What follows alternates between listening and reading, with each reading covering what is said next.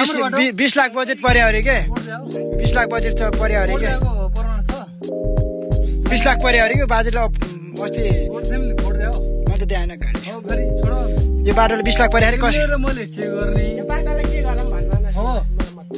यो बाटोलाई के गर्ने अनि तिमीले र मैले हामीले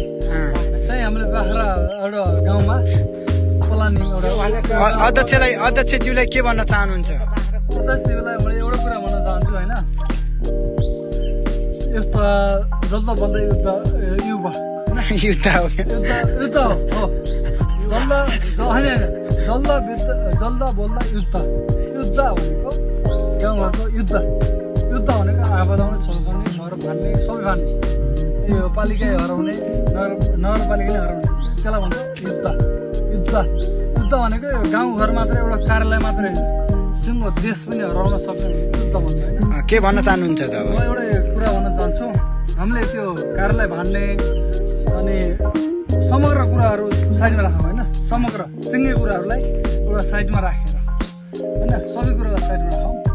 एउटा कुरा म भन्न चाहन्छु म भयो एउटा म हेमन्त भण्डारी होइन यो कुरा एउटा मेन हेमन्त भण्डारी दोस्रो तेस्रो कुरा चाहिँ नाम यदि भन्न पर्यो भने शिव बुढाथोकी अनि केरला दिन्छ अनि एउटा हाम्रो भाइ जोसदाको भाइ सरोज राणा सरोज छेत्री सरोज भट्टराई अनि हाम्रो जोसदाको हाम्रो भाइ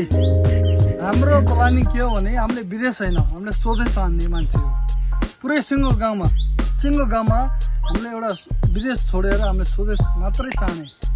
गाउँबाट एउटा कदम पनि बाहिर चाहिँ हाम्रो पाइला चाहिँ बाहिर नजाओस् भन्ने हाम्रो एउटा योजना भनौँ या प्लानिङ भनौँ अनि त्यसमा चाहिँ हाम्रो विशेष केही पनि छैन अनि हामीले चाहिँ एउटा बाख्रा विशेष गरेर हामीले बाख्रालाई चाहिँ हामीले फोर्सिङ गरिरहेको र बाख्रा चाहिँ हामीले पाल्ने र एउटा जीवन यापन डिप्रेशन में रहता हूँ हमेशा, अब भी मैं डिप्रेशन में हूँ।